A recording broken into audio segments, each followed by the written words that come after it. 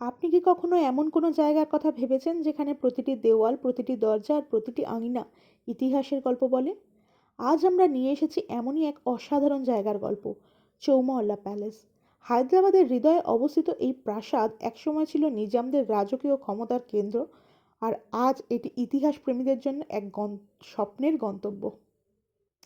ভারতের হায়দ্রাবাদ শহর তার সমৃদ্ধ সংস্কৃতি, ঐতিহ্য এবং ঐতিহাসিক স্থাপনার জন্য বিখ্যাত। আর এই ঐতিহ্যের অন্যতম সেরা উদাহরণ হলো চৌমহল্লা প্যালেস। চৌমহল্লা শব্দটি এসেছে উর্দু ভাষা থেকে, যার অর্থ চারটি প্রাসাদ। এই বিশাল প্রাসাদ কমপ্লেক্সটি 1800 শতকে আসফ জাহি রাজবংশের দ্বিতীয় নিজাম নিজাম আলী খানের সময় নির্মাণ করা হয়েছে এবং পরবর্তীতে আরও বিস্তৃত হয়েছে এটি।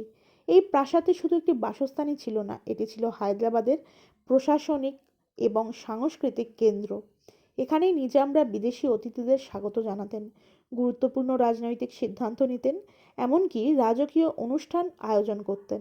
চৌমহল্লা প্যালেসের সবচেয়ে আকর্ষণীয় অংশ হলো খিলওয়াওয়াত মুবারক, যা ছিল প্রধান দরবার।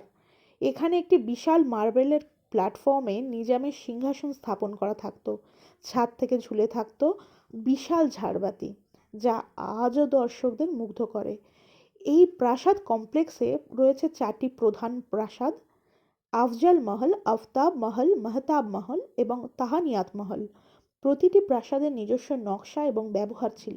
এছাড়া এখানে রয়েছে সুন্দর বাগান, ঝর্ণা আর খোলা আঙিনা, যা পুরো পরিবেশকে রাজকীয় করে তোলে।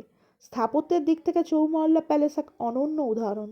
এখানে পারস্য, মুঘল, রাজস্থানী এবং ইউরোপীয় স্থাপত্য শৈলীর মিশ্রণ দেখা যায়। সূক্ষ্ম কারুকাজ, খোদাই করা দরজা এবং সাদা মার্বেলের ব্যবহার এই প্রাসাদকে একেবারে আলাদা করে তোলে। এখানে একটি বিখ্যাত ক্লক টাওয়ারও রয়েছে, যার ঘড়িটি বহু বছর ধরে নিরবিচ্ছিন্নভাবে চলছে। এছাড়াও প্রাসাদের ভেতরে রয়েছে একটি সমৃদ্ধ সংগ্রহশালা, যেখানে সংরক্ষিত আছে নিজামদের ব্যবহৃত গাড়ি, অস্ত্র, পোশাক, আসবাবপত্র এবং অন্যান্য মূল্যবান নিদর্শন। চৌমহল্লা প্যালেস এমন একটি জায়গা যেখানে ইতিহাস, স্থাপত্য এবং সংস্কৃতি মিশে এক হয়ে গেছে। এখানে গেলে আপনি শুধু একটি প্রাসাদ দেখবেন না, আপনি অনুভব করবেন একটি রাজকীয় যুগের।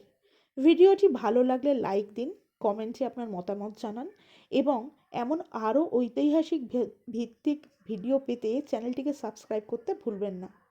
ধন্যবাদ। আপনার হায়দ্রাবাদ ঘোরার পরিকল্পনা থাকলে অবশ্যই এই প্যালেসটি ঘুরে দেখবেন।